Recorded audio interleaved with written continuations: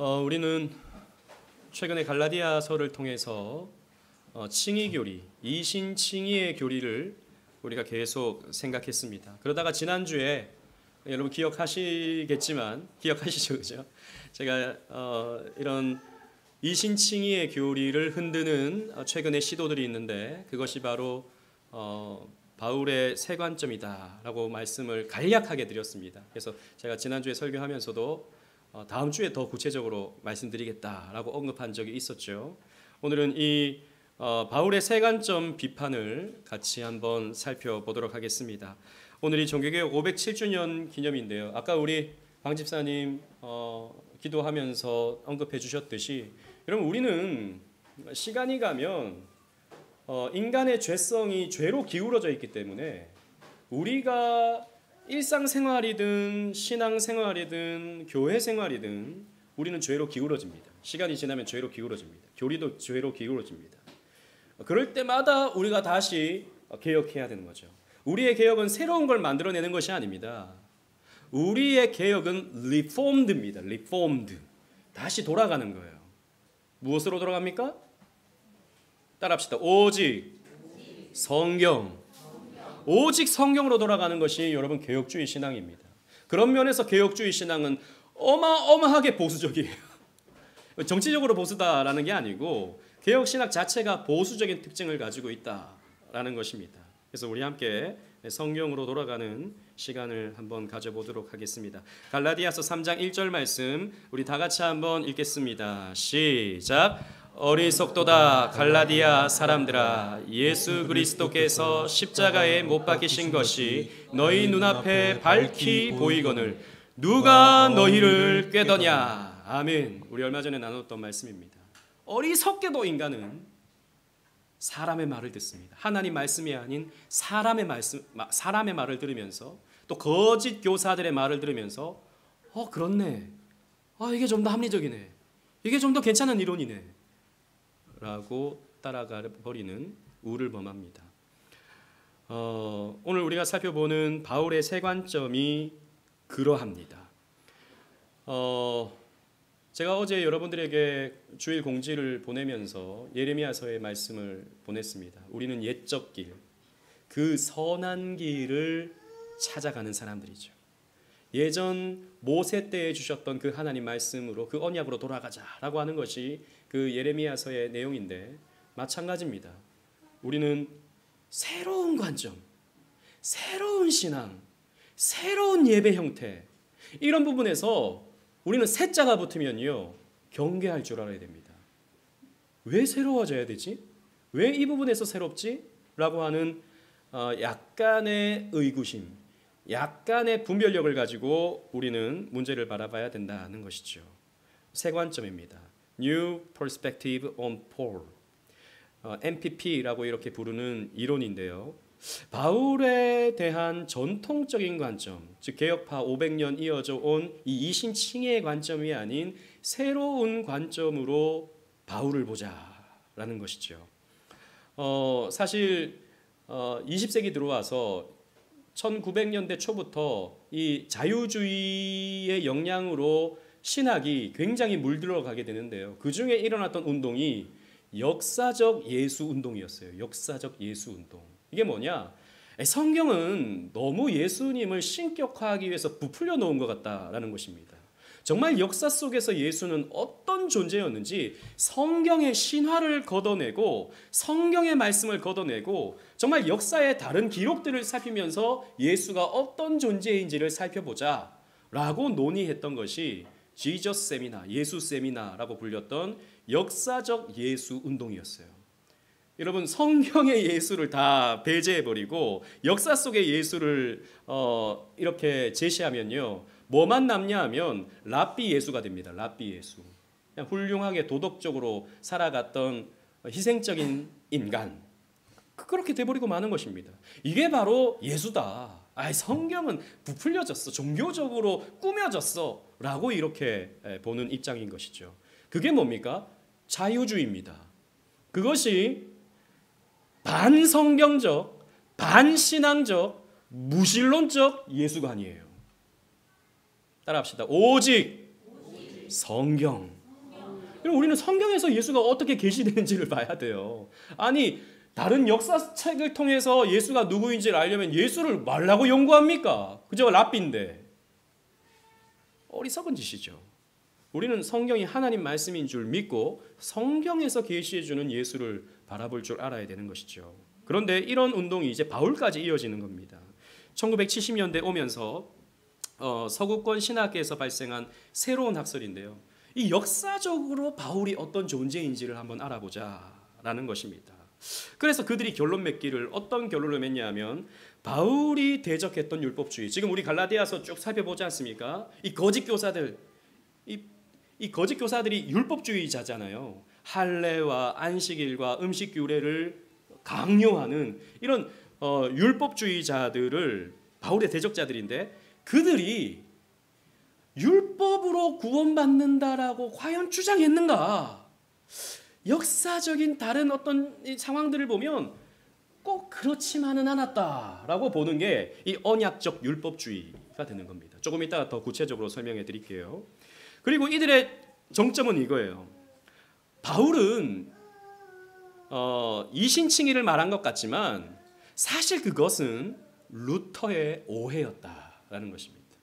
루터가 그 율법주의를 자기가 그 카톨릭 안에서 그 율법주의적인 그런 상황 속에서 짓눌려 가지고 자기의 어떤 상황을 이 갈라디아서의 혹은 로마서의 율법주의에 투영시켜서 이 이신칭이라는 교리를 만들어냈다. 그래서 이신칭의 교리는 실수에 의해서 만들어진 교리다라고 결론을 맺는 것이 이 바울의 세관점이 되는 것입니다. 어떤 배경에서 이 운동이 일어났는지 여러분 들어보시면 정말 오늘 재밌을 거예요. 아, 이런 게 또 있구나. 여러분 생각이 드실 겁니다. 왜 이런 운동이 일어났냐 하면 2차 세계대전이 일어났었죠. 그죠? 여러분 2차 세계대전 가운데 가장 잔혹했던 어떤 모습이 있었다면 유대인들이 학살된 모습이었을 것입니다. 600만 명이나 되는 유대인들이 홀로코스트에서 학살당했다는 것을 여러분들 잘 아실 거예요. 여러분 그러면 히틀러는 왜 유대인들을 학살했을까요? 당시 서구 사회는 유대인들을 다 싫어했습니다. 왜냐하면 유대인들은 예수님을 못 박아 죽인 사람들이라고 생각했거든요. 성경에서 유대인들, 이 유대인들아, 이 바리새인들아라고 하면 늘 예수님의 대적자들이잖아요. 또 사도 바울도 이 유대주의자들을 배격하지 않습니까? 이게 약간 오해화되어져서 서구 사회에서 유대인들은 나쁜 사람, 그런데 돈도 잘 벌어. 나쁜데 돈도 너무 잘 버리니까 너무 싫은 거예요. 저 인간들 때문에 우리 서구 사회의 사람들이 힘겨워져. 저들이 돈을 다 갖고 있어서 우리의 삶은 척박해져 라고 해서 유대인들에 대한 혐오 사상이 2차 세계대전까지 이어져 왔던 것입니다. 그런데 이것이 폭발화된 것이 2차 세계대전 가운데 홀로코스트였다라는 것이죠. 그래서 2차 세계대전을 반성하면서 왜 이렇게 사람들이 유대인들을 미워하지? 이 부분에 있어서 우리가 한번 반성해야겠다라고 하는 관점에서 이 운동이 시작됩니다. 그래서 유대인들이 그렇게 나쁜 사람이 아니었다. 성경적으로도. 이렇게 보는 것이죠. 여러분 성경은 유대인들이 나쁘다고 말하지 않습니다. 초대교회 성도들도 대부분 유대인들이었어요.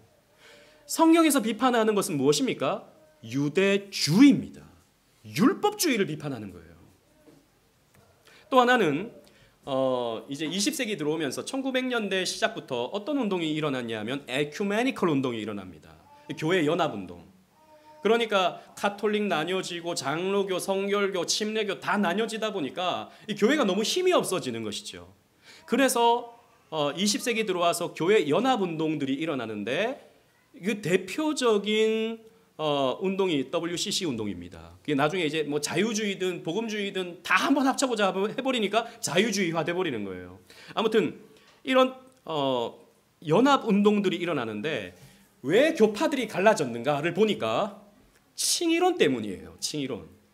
그러니까 장로교는 이신칭의, 그리고 카톨릭은 여전히 이제 성례를 지켜서 구원받는 것이 이루어지는.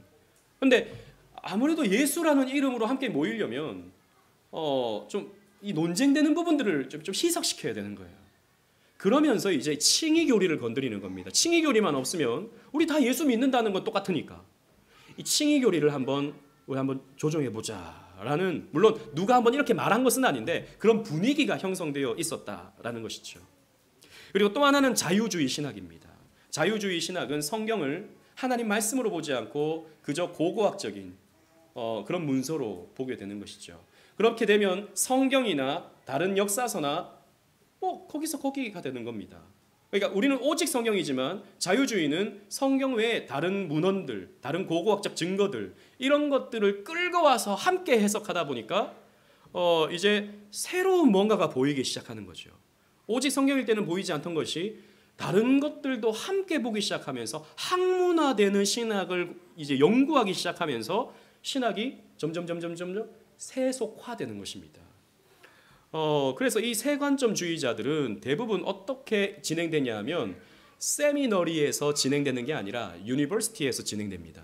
여러분 이 차이를 아십니까? 세미너리는 우리나라로 표현하면 신학교예요. 신학교. 여러분 신학교는 뭡니까? 목사를 양성하기 위해서 공부하는 것이 신학교입니다. 세미너리. 그런데 유니버시티는 뭡니까? 학문적으로 보는 거예요. 학문적으로. 그러니까 신학을 학문적으로 보는 겁니다. 그러니까 어떤 신앙의 관점에서가 아니라 스터디의 관점에서, 다른 학문과 똑같은 관점에서 다른 신화를 연구하듯이 성경을 연구하는 거예요. 이렇게 연구되기 시작하면서 세 관점이 발생하는 것입니다. 세 관점의 선구자라고 할 수 있는 크리스터 스텐달이라는 사람입니다. 이 사람은 미국 하버드 대학교의 교수예요. 하버드. 여러분 미국에 우리 대부분 하버드 그럼 공부 잘했나 보다 이렇게 되지 않습니까? 실제로 거기에 신학 교수입니다. 이 사람이 책을 하나 냈는데요. 사도 바울과 서구인의 내향적 양심이라는 책을 1963년도에 냈습니다. 이 사람이 뭘 생각했냐면 루터는 하나님의 말씀을 있는 그대로 받아들였기보다는 자기가 갖고 있었던 아까 말씀드렸던 그 카톨릭 안에서의 그 억눌림, 그래서 성례를 늘 집행해야 되고 성례에 늘 참여해야 되고 또 늘 경건하게 살아야 되고 그래야 내가 구원이 이루어질 것 같은 그런 억눌림 속에서, 그런 율법주의, 정말 말 그대로 율법주의의 환경 속에서 로마서를 보고 갈라디아서를 보면서 자신의 그 억눌리는 감정을 당시 갈라디아서 안에 있는 율법주의에 투영시켜버렸다. 그러니까 오직 성경으로만 본 게 아니라, 이 사람의 주장은 이거예요. 성경으로만 본 게 아니라, 정말 그 성경이 말하고 있는 바를 본 게 아니라 자신의 어떤 감정을 거기 투영시켜서 본 결과 성경을 이렇게 해석해버렸다라고 이렇게 주장을 했어요. 굉장히 신선하죠. 여러분 지금 들어보니까 그럴 수도 있겠네 이런 생각이 이러면 안 듭니까? 루터가 너무 힘들었잖아요. 늘 죄책감에 시달렸잖아요. 늘 자기가 부족하다고 생각했잖아요. 그러니까 성경을 보면서 로마 카톨릭과 이 율법주의를 동일시 여기면서 이신칭이라는 교리를 만들어냈다라는 것이죠. 근데 문제는 이 스탠더는 이렇게 말합니다. 당시 유대교는 율법주의 종교가 아니었다라고 말합니다. 그 부분에 대해서는 조금 이따가 더 구체적으로 설명드릴게요. 그래서 이 스탠달은 이렇게 말합니다. 이 책에서 사도 바울은 다메섹 도상에서 회심한 것이 아니라, 회심이 뭡니까? 이제 예수를 믿게 돼서 구원받은 게 회심이잖아요. 근데 회심한 것이 아니라 다메섹 도상에서 이방인들 선교를 위한 소명을 받았을 뿐이다 라는 거죠.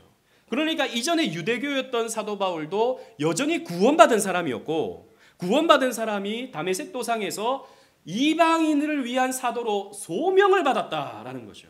완전히 다르죠. 여러분 이 차이를 아시겠습니까? 완전히 거듭나는 거하고 그저 이방인 선교로 부름받은 거하고 이건 완전히 차이가 나지 않습니까? 이런 식의 구분을 이 책에서 했습니다. 그런데 이런 주장은 사실 자유주의자의 주장 그러면서 그냥 신학계에서 묻혀버렸어요. 그런데 본격적으로 이 E.P. 샌더스라고 하는 저 사람이 이 바울의 세 관점을 아주 학문적으로 강하게 어필을 합니다. 이분 출신은 감리교 출신입니다. 여러분 언제나 좀 출신을 보면 그 이유를 알 수 있어요. 감리교 출신이고, 감리교가 우리 나쁘다는 말이 아닙니다. 그들의 구원관이 우리와 다르다는 거예요.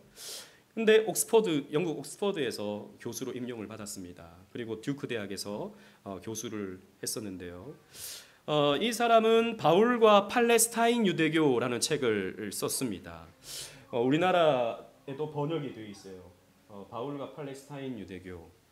아까 스탠달의 그런 주장을 이어받아서 이 사람은 그냥 주장만 했던 스탠달의 주장을 논증을 하는 겁니다. 당시 1세기의 문헌들을 연구했어요.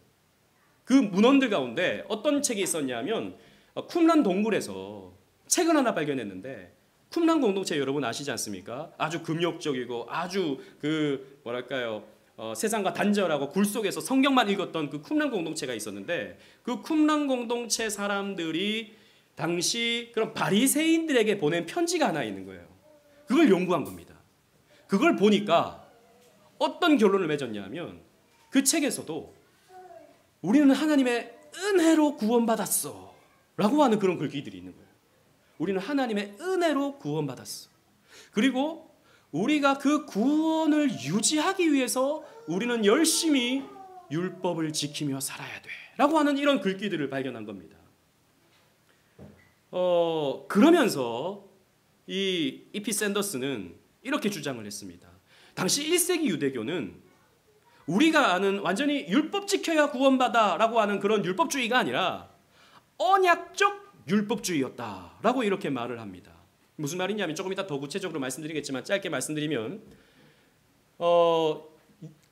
당시 1세기의 유대인들도 하나님의 은혜로 구원받았다라고 하는 것을 다 인정했었고, 그 구원이 유지되기 위해서는 율법을 지킴으로써 그 구원이 유지된다고 보았다라는 거죠. 그러니까 우리로 치자면 이런 겁니다.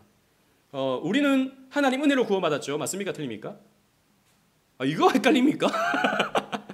우리 하나님 은혜로 구원받았습니다. 그죠? 맞죠? 그런데 우리는 율법 지킵니까? 안 지킵니까? 지켜야 되죠. 왜 지킵니까? 하나님 은혜에 감사해서 지키죠. 그러면 이 1세기 유대교와 지금의 우리 기독교가 뭐가 다르냐? 같다라는 것입니다. 그래서 구약 시대 때나 1세기 때나 신약 시대 때나 언약적 율법주의로 인해서 우리는 신앙생활 하는 거다라고 이렇게 주장을 하니까 꽤나 그럴듯한 거예요. 그런데 여러분, 다시 질문 드리겠습니다. 우리 하나님의 은혜로 구원받은 건 맞죠? 그러면 이 구원이 유지되기 위해서 율법 지켜야 됩니까? 이건 아니죠. 이건 아닙니다. 우리는 유지되기 위해서 율법 지키는 게 아니라 앞에서 말씀드린 대로 감사해서 율법을 지키는 겁니다. 그리고 지난주에 제가 말씀드렸던 그 율법의 3용도를 우리는 사용하는 것이죠.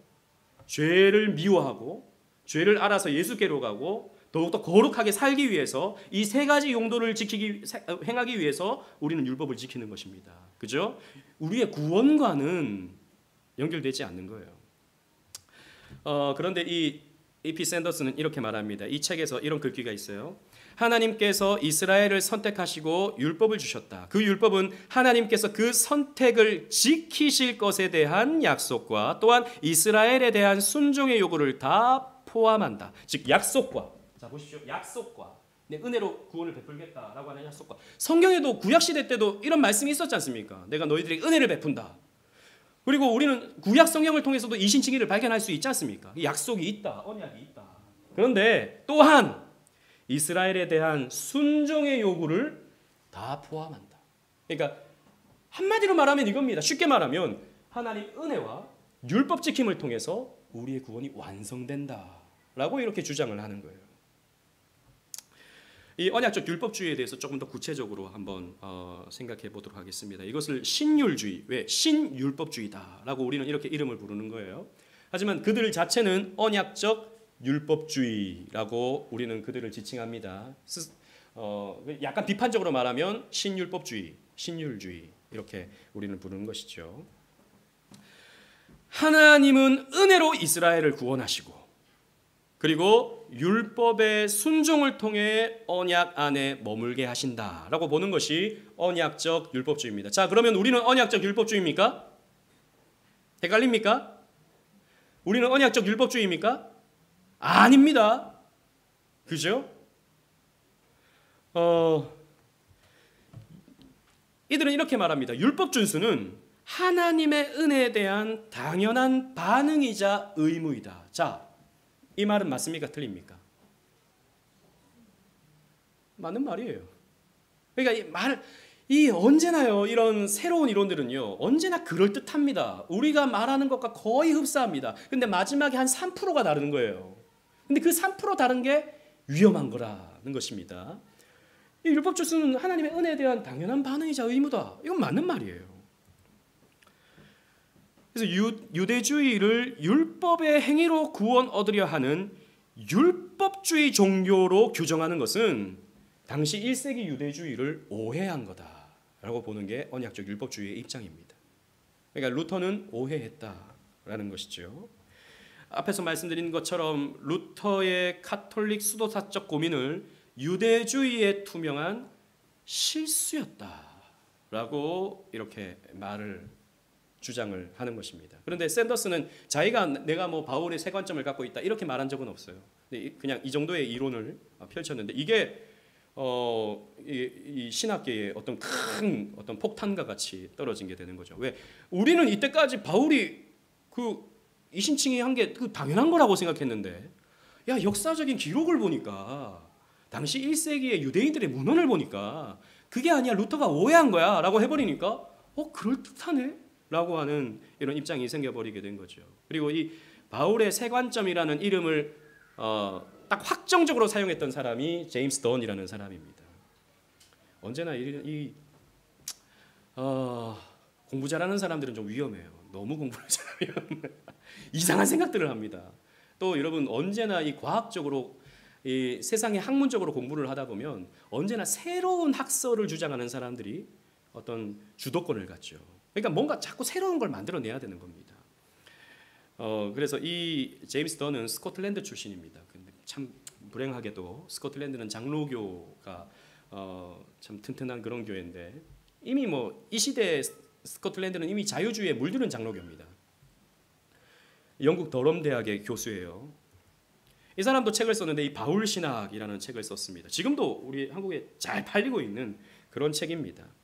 이 던은 이렇게 말합니다. 바울이 반대한 것은 율법을 반대한 게 아니다.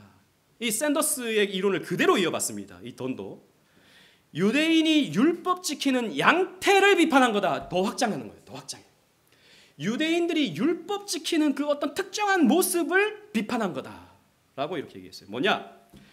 유대인들이 이때는 언약적 율법주의로 구원받았는데, 근데 율법주의 안에 자기가 유대인이라는 것을 자부심으로 여기고 할례라든지 안식일이라든지 음식법이라든지 이런 것을 지키지 않는 다른 사람들을 열등하게 보는 그런 무리들이 있었는데, 바울이 비판했던 것은 그런 무리를 비판한 거다.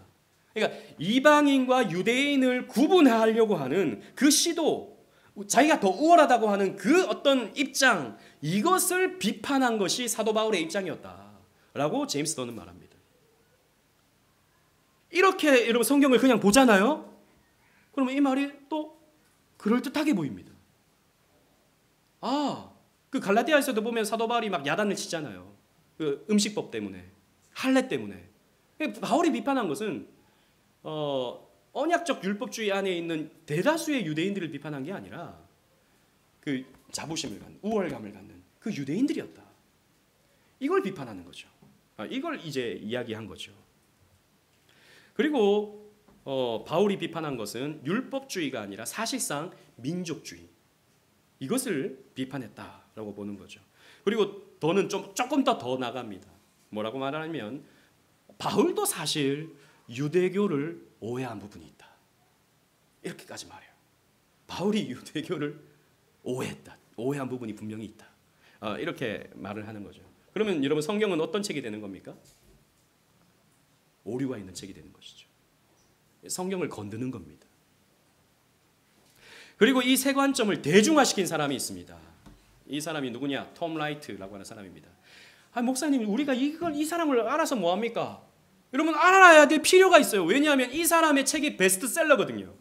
한국 교회에서. 이 사람은 성공의 주교입니다. 세인트 앤드루스 대학에 지금 교수로 있어요. 그리고 더럼이라고 하는 지역의 사제입니다. 성공회는 사제라고 표현하지 않습니까? 사실 이 사람은 이 시대에 가장 영향력 있는 복음주의 작가입니다.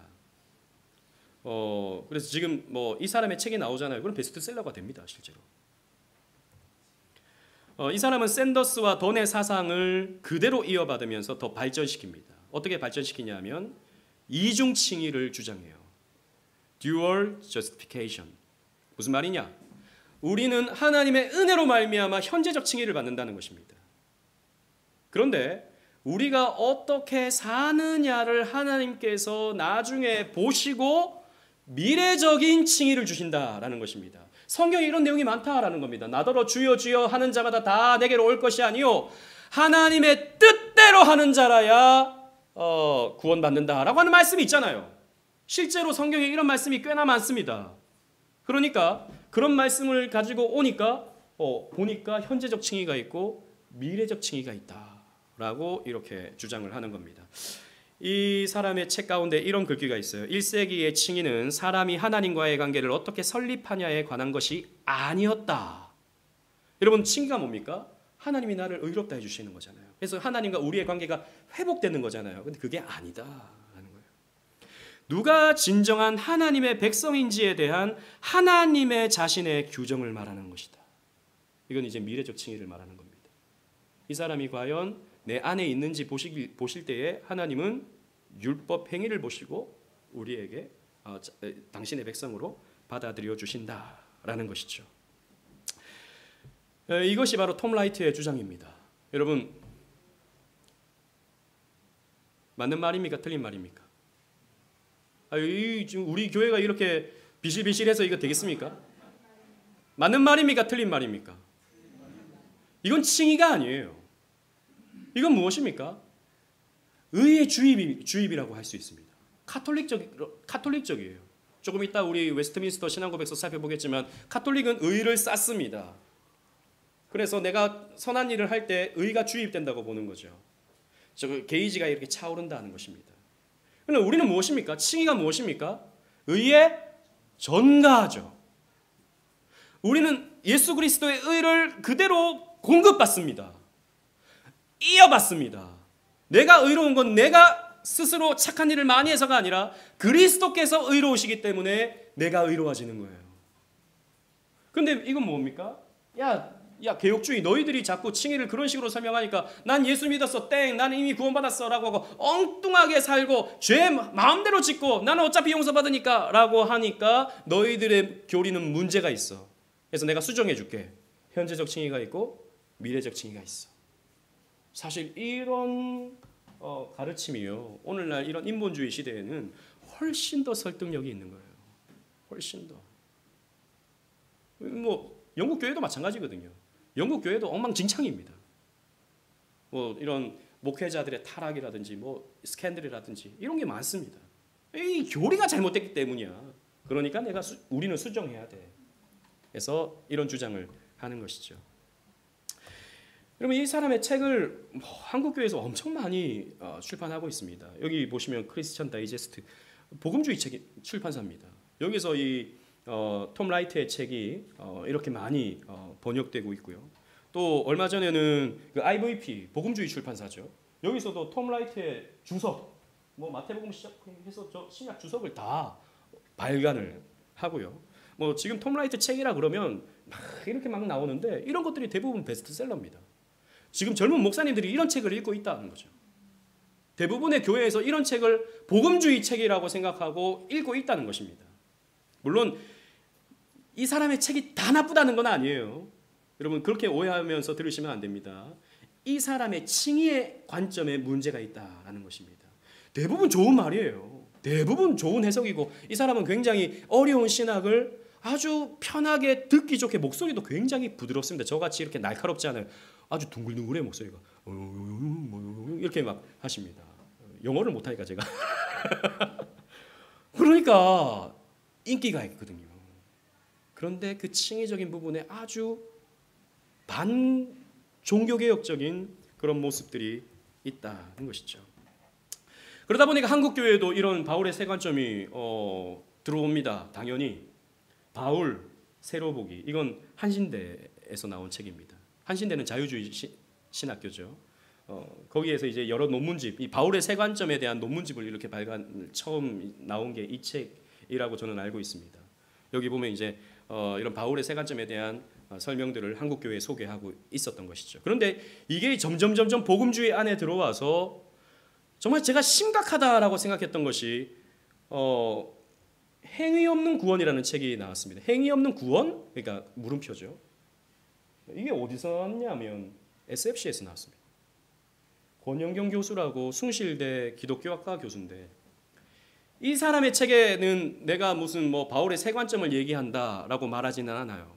근데 내용을 읽어보면 세 관점입니다. 그러니까 우리는 바울을 오해하고 있고 우리의 이신칭의는 한번 재고해 볼 필요가 있고, 이런 뉘앙스의 내용들이 이 책에 굉장히 많습니다. 그러면서 행위 없는 구원? 여러분 한번 생각해 보세요. 우리의 구원이 행위로 말미암습니까? 아닙니다. 따라합시다. 오직 믿음, 오직 은혜. 종교개혁자들이 계속해서 싸웠던 것이 이 문제였지 않습니까?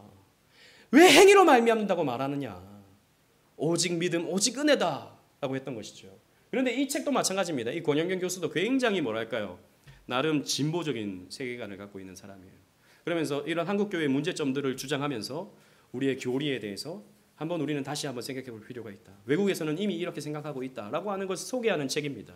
근데 이게 SFC에서 나왔다고 하는 게 이게 말도 안 되는 그런 사건이 되는 것이죠.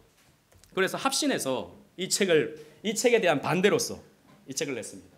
행위로 구원? 여러분 이 필자도 비슷해요, 그죠? 행위 없는 구원? 그럼 우리 이 책을 내자. 행위로 구원? 그래서 이 합신은 그래도 뭐 개혁주의 신학교니까 아주 우리 개혁파 입장에서 이런 바울의 세 관점을 비판한 그런 논문집이라고 할 수 있습니다. 이 세 관점의 핵심적인 문제는 뭐냐? 세 관점의 칭의는 법정적 차원의 선포가 아니다라고 보는 게 문제인 것이죠. 여러분 칭의가 무엇입니까? 당시에 이 디카이오스네라는 의로움이라는 말은 법정적 용어였어요. 그래서 우리가 하나님의 은혜로 말미암아 의로워지고라고 하는 성경의 표현은 법정적인 특징이 있다라고 우리는 보는 것입니다.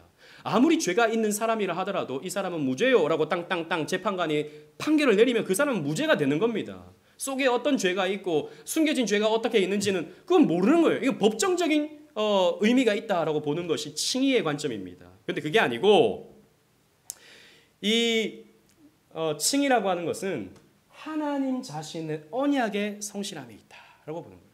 의로움이 뭐냐? 그건 우리가 뭔가 얻는 게 그런 게 아니고 하나님이 신실하시다. 이게 하나님의 의고 그것을 우리가 공급받는 것이 하나님의 의다. 이렇게 보는 겁니다. 말장난처럼 이렇게 느껴지는 거예요. 그리고 또 칭의는 죄인임에도 불구하고 예수 그리스도의 의의 전가로 인해서 의롭다함을 받는 것이 우리의 주장인데, 그게 아니고 언약 안에 속한 자의 지위를 인정해 주는 것이 칭의다라고 보는 거예요. 그래서 칭의가 뭐냐? 너희들이 지금 율법을 잘 지키고 교회 생활 잘 하고 있는가? 그럼 그 지위를 인정해 준다라는 차원에서 칭의다라고 이렇게 주장을 하는 것입니다. 그래서 세 관점은 뭐냐면 칭의라고 하는 것이 복음 관점이 아니라 신앙 윤리가 중심이 되는 것이죠. 여러분 이걸 아시겠습니까? 복음이 중심되는 게 아니다. 복음이 앞에서 제가 오전에 뭐라고 말씀드렸죠? 복음이라는 것은 내가 뭔가를 하는 게 아니라 하나님이 날 위해 무엇을 해주셨는가, 예수님께서 십자가에서 무엇을 하셨는가가 복음이다라고 제가 말씀드렸지 않습니까? 근데 그게 중요한 게 아니고 우리가 어떻게 사느냐가 중요하다라고 주장하는 것이 세 관점의 핵심적인 문제가 되는 것입니다. 이렇게 되잖아요. 그러면 어떻게 되느냐? 16세기의 종교개혁과 그 종교개혁 500년의 유산은 부정되는 것입니다. 우리는 루터를 오해했어요. 우리는 이신칭이 그거 아닌데 500년 동안 그것 때문에 그렇게 싸우고 그렇게 죽고 그렇게 순교당하고 그렇게 핍박받고 그렇게 산 것이 되는 것입니다. 제가 지지난주에 한번 설교 드린 적이 있었는데 얼마나 많은 믿음의 사람들이 이 이신칭의 때문에 고통을 당했습니까? 근데 그런 사람들의 죽음을 헛된 죽음으로 만들어버린다는 것이죠. 그리고 이신칭의와 그리스도의 의의 전가를 부정하는 것입니다. 믿음으로써 말미암는 구원, 그리고 의의 전가. 여러분, 의의 전가는 다시 설명드립니다. 그리스도께서 우리를 위해 그의 삶 가운데 율법을 다 지켜 행해 주셨어요. 하나님 사랑, 이웃 사랑을 다 행해 주셨어요. 우리가 그분을 믿을 때 그분과 연합됨으로써 그분의 의로움이 나의 의로움이 되는 겁니다. 이건 신비입니다. 그죠? 그런데 거기에서부터 우리는 자유가 시작되는 거예요. 율법으로 말미암는 죄책감과, 물론 죄책감을 우리는 느껴야 되죠. 그런데 구원이 흔들릴 것 같은 두려움에서 우리는 자유케 되는 것입니다. 이 사람들도 성경을 안 보는 사람들이 아니에요. 성경을 봅니다. 로마서 3장 22절로 24절 말씀. 22절 지금 좀 깨졌네요. 자, 22절 우리 22절만 다 같이 한번 읽어보도록 하겠습니다. 시작. 곧 예수 그리스도를 믿음으로 말미암아 모든 믿는 자에게 미치는 하나님의 의인이 차별이 없느니라. 아멘. 여러분, 우리는 이 말씀을 제가 어떻게 설교했는지 기억하십니까? 우리는 예수 그리스도를 믿는 믿음으로 말미암아 율법을 모르는 이방인들이나 율법을 아는 유대인들이나 차별 없이 하나님의 의에 동참할 수 있다. 칭의를 얻을 수 있다라고 우리는 이 말씀을 해석하죠. 그죠? 그런데 이 세관점주의자들은 그리스도를 믿는다는 게 이게 우리가 예수님을 믿는다라고 하는 게 아니라 이것은 그리스도의 신실함을 말한다라고 이렇게 교묘하게 바꿉니다. 그리스도의 신실함 때문에 우리가 믿고 살아갈 때에 우리는 하나님의 의 안에 참여하게 된다라고 보는 거죠. 그러니까 우리의 믿음이 여기에 적용되지 않습니다. 세관점주의자들한테는. 그리스도의 신실함 때문에, 그 하나님의 언약 때문에 우리가 하나님의 의에 동참하게 된다라고 이런 식으로 해석을 해요. 근데 문제는 보세요. 여러분 쭉 말씀을 이어가다 보면 24절 우리 다 같이 한번 읽겠습니다. 시작. 그리스도 예수 안에 있는 속량으로 말미암아 하나님의 은혜로 값없이 의롭다 하심을 얻은 자 되었느니라. 아멘. 분명히 보십시오. 값없이 의롭다 하심을 얻은 자 되었다라고 했습니다. 여기서 값없이는 무엇을 말합니까? 율법이 아니다라는 겁니다. 우리가 율법의 값을 치름을 통해서 우리가 구원받는 게 아니다라는 것입니다. 오직 은혜로 말미암아 구원받는 것이다라는 것을 성경이 분명히 가르쳐 주고 있는 것입니다. 그래서 문제는 이거예요. 성도의 믿음인가 그리스도의 신실함인가 어떻게 보느냐에 따라서 세 관점으로 가거나 아니면 우리 정통적인 이신칭의의 관점으로 가거나 가게 되는 것이죠. 당연히 우리 개혁파 입장에서는 이 세 관점을 비판합니다. 이분은 D.A. 카슨이라는 분입니다. 대표적인 복음주의 신약학자입니다. 이분은 이렇게 말해요. 샌더스는 자신이 유대주의 문헌에서 발견한 일부 유대주의 특성을 지나치게 의존한 나머지 성경에서 바울이 논박하고 있는 또 다른 유대주의 특성에까지 병행 적용시킴으로써 잘못된 해석을 낳았다. 그러니까 그 샌더스가 그 유대 문서를 발견했다 그랬지 않습니까? 쿰란에서. 근데 그것만 보는 거예요, 이 사람은. 야, 이게 맞아. 성경은 모르겠고 둘째치고 이걸 맞다고 전제한 뒤에 성경을 보니까 언약적 율법주의로 가버렸다라는 것이죠. 그런 우를 범했다라고 D.A. 카스는 말합니다. 그리고 이분은 또 우리 개혁파의 입장에 서 있는 마이클 호튼이라는 분이신데요. 제가 설교 시간에도 한번 언급했었는데 이 세 관점은 행위 언약과 은혜 언약을 혼동한 단일 언약주의에서 비롯된 심각한 오류다 그랬습니다. 여러분, 제가 이것까지 설명하면 시간이 너무 부족할 것 같아요. 행위 언약은 한마디로 이거죠. 이것을 행해라. 그리하면 너희들이 생명을 유지할 것이다. 라는 것이 행위 언약이었습니다. 아담에게 주셨던. 그런데 행위 언약에 인간은 실패했죠. 그래서 하나님이 무엇을 주셨습니까? 은혜 언약을 주셨습니다. 타락한 아담에게 내가 여인의 후손을 너희들에게 보내주어서 여인의 후손이 뱀의 머리를 깨부셔버릴 것이다 라고 하는 은혜 언약을 주셨고 성경 계속해서 은혜 언약의 말씀을 주시는 것이죠. 그죠? 그런데 이 행위 언약과 은혜 언약을 구별하지 않고 단일 언약주의로 그냥 하나님께서 늘 은혜를 베푸시고 하나님께서 그 언약 안에 있는 사람들을 그 지위를 지켜주신다라고 하는 이런 단일 언약주의에 빠짐으로써 심각한 오류를 가졌다라고 보는 거예요. 그러니까 사실 앞에서 말씀드렸던 그 샌더스라든지 던이라든지 톰 라이트는 다 뭐냐? 신약학자입니다. 신약학자. 이분들은 교리적인 입장에서 교리를 이렇게 생각하고 성경을 해석하지 못한 거예요, 사실. 그냥 성경의 어떤 그 내용들만 보고 이건 이렇게도 해석해도 되겠네라고 생각을 했던 것이죠. 그러나 조직 신학자들은 이런 행위 언약과 은혜 언약을 구분하죠. 우리가 이렇게 같이 교리적으로도 볼 수 있어야 되는데 이 유니버시티에서 공부하는 학자들은 그게 잘 안 되는 겁니다. 그래서 사실 우리가 앞에서 제가 말씀드린 것처럼 성경을 총체적으로 보는 것이 신학적으로 총체적으로 보는 것이 필요하다라는 것입니다. 그리고 이분은 이제 여기 톰 라이트죠. 이 사람은 톰 라이트고 이 사람은 존 파이퍼 목사님입니다. 존 파이퍼 목사님이 한 2006년도인가요? 7년도인가요? 이 칭의 논쟁이라는 책을 발간했습니다. 부흥과 개혁사에서 나온 책인데요. 이 논쟁을 지금 칭의 논쟁을 이렇게 다룬 그런 책이거든요. 이 존 파이퍼 목사님은 이렇게 말합니다. 라이트는 하나님의 의가 갖는 성격의 문맥과 성령의 문맥과 속성을 간과해버리고 단지 하나님의 언약적 신실의 의미에 제한을 둬버렸다. 바울 신학 가운데서 특히 그리스도의 의의 정과 교리를 그래서 왜곡시켜버렸다라고 존 파이퍼 목사님은 비판을 합니다. 제가 사실 앞에서 다 설명했던 내용들이에요. 말이 어렵지만 그 내용이 그 내용입니다. 그리고 우리나라의 이승구 교수님 합신의 조직신학 교수인데요. 라이트의 주장은 로마서 전체의 문맥을 벗어난 이해다. 로마서 주석에 그렇게 라이트는 세 관점을 주장하거든요. 그런데 그것은 로마서의 문맥 전체를 볼 때 옳지 않다라는 겁니다. 갈라디아서도 마찬가지죠. 복음은 예수의 메시지가 아니라 믿음으로 칭의를 받는 소식이다라고 이렇게 말했어요. 저는 이 말이 참 와닿습니다. 뭐냐? 이 자유주의자들은 성경을 언제나 예수의 메시지로 봅니다. 그러니까 우리가 어떻게 살아야 되는지, 어떻게 윤리적으로 살아야 되는지에 대한 메시지로 보죠. 그게 아니다라는 겁니다. 성경은 우리에게 무엇을 말합니까? 나는 너희를 선택했다. 나는 너희를 위하여 내 아들을 보내었다. 예수님의 아들이 아니죠. 죄송합니다. 하나님의 아들 예수는 내가 율법을 다 완성했다라고 선포하시죠. 그럼을 통해서 우리는 칭의를 은혜로 받는 것입니다. 성경은 이런 책이다라고 말했습니다. 근데 이제 요즘에는 또 이런 세간점이 좀 비판을 많이 받으니까 이제는 좀 중재자가 나왔어요. 이 사람은 존 바클레이라고 하는 분입니다.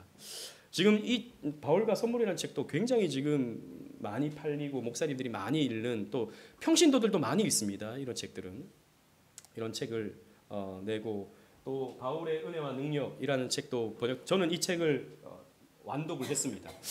바울과 선물은 다 못 읽었고요. 근데 이 사람은 이제 세 관점이 틀렸다라고 하는 목소리가 크니까 좀 중재를 시키는 거예요. 중재. 어떻게 얘기하냐면 이 은혜라고 하는 것을 보니까 헬라어로 카리스인데 카리스는 은혜라는 뜻만 있는 게 아니라 선물이라는 뜻도 있다라고 보는 거죠. 선물. 실제로 카리스가 선물이라는 뜻도 있거든요. 은혜는 선물이다. 우리 이런 표현 많이 쓰잖아요. 그러니까 선물 당시에 그 선물이 어떻게 1세기 당시의 선물이 어떻게 사용되어졌는가를 보니까 제가 예를 들어서 우리 세희한테 생일 선물을 줬어요. 예를 들자면 그러면 세희도 목사님의 생일 때 선물을 줘야겠다는 생각을 하겠죠. 근데 목사님이 생일을 그냥 숨기고 넘어가 버리면 윤희한테라도 줘야겠다라는 생각을 하는 거죠.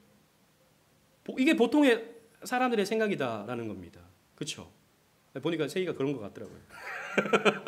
윤희한테 선물을 줬어요. 얼마 전에. 그래서 아무튼 뭐 주고받는 개념이 있다는 것입니다. 그래서 하나님의 은혜라고 하는 것은 우리가 은혜를 받을 때 우리는 그 은혜에 대한 반응으로서 반드시 율법을 지키는 어떤 행위의 모습으로 나타난다라고 이렇게 주장을 하는 거예요. 자, 이것은 개혁파의 입장에 가까운 겁니까? 아니면 율법주의 입장에 가까운 겁니까? 헷갈려요, 사실. 헷갈려요. 그런데 그 선물을 받았으면 반드시 줘야 된다라고 하면 어떻게 되는 겁니까? 율법주의가 되어버리는 거죠. 나는 그냥 우리 세희가 너무 축하해주고 싶고 정말 성도로서 사랑하는 마음으로 저는 줬어요. 그냥 잊어버렸으면 좋겠어. 이런 마음으로 해줄 수도 있잖아요, 그죠? 이건 은혜죠. 이건 말 그대로 은혜입니다. 이렇게만 본다면 정통적인 입장에 가까운 것이죠. 이게 애매모호하게 이렇게 설명하는 겁니다. 그러나 저는 이 책을 보면서 조금 중재라는 것 자체에 문제가 있다. 이걸 중재할 문제가 아니다. 이거는 우리의 전통적인 입장이 분명히 있다라고 하는 것을 우리는 기억할 필요가 있다고 봅니다. 자, 우리 웨스트민스터 신앙고백서 11장 1항을 봅시다. 우리는 언제나 우리의 신조로 또 돌아가야 됩니다. 그죠? 우리는 신조로 돌아가야 돼요. 뭐 많은 내용이 있는데 11장 1항은 칭의에 대한 고백입니다. 우리 파란색 여러분 잘 안 보이시죠? 제가 그냥 읽어드릴게요. 제가 그냥 다 읽어드릴게요. 시간이 좀 가지만 하나님께서 효과 있게 부르신 이들을 또한 값없이 의롭게 하셨다. 그들 안에 의를 주입하신 것이 아니라 그들의 죄를 용서하시고 그들을 의롭게 여기시고 용납하심으로써 의롭게 하셨다. 주입이 아니고 우리를 의롭게 하셨다라는 겁니다. 그들 안에 무엇이 일어났거나 그들이 무엇을 행하였기 때문이 아니요 다만 그리스도 때문에 우리를 의롭게 하셨다. 또한 신앙 자체나 신앙의 행동이나 그 밖에 어떤 복음적인 순종을 의로운 것으로 보고 우리에게 돌리는 것이 아니라 우리를 의롭게 만드신 것이 아니라 그리스도께서 그들을 위하여 순종하신 행동과 하나님의 공의를 만족시키는 행동, 즉 십자가의 그 행동을 통해서 우리에게 전가하심으로써 이 칭의는 이루어진다. 그들은 믿음으로 그리스도를 영접하고 그를 의지하고 그의 의를 얻게 된다. 이 믿음은 그들 자신에게서 나온 것이 아니요 하나님의 선물이다 라고 우리는 믿는 것입니다. 여러분 이렇게 믿을 때 우리는 구원의 확신을 가질 수 있어요.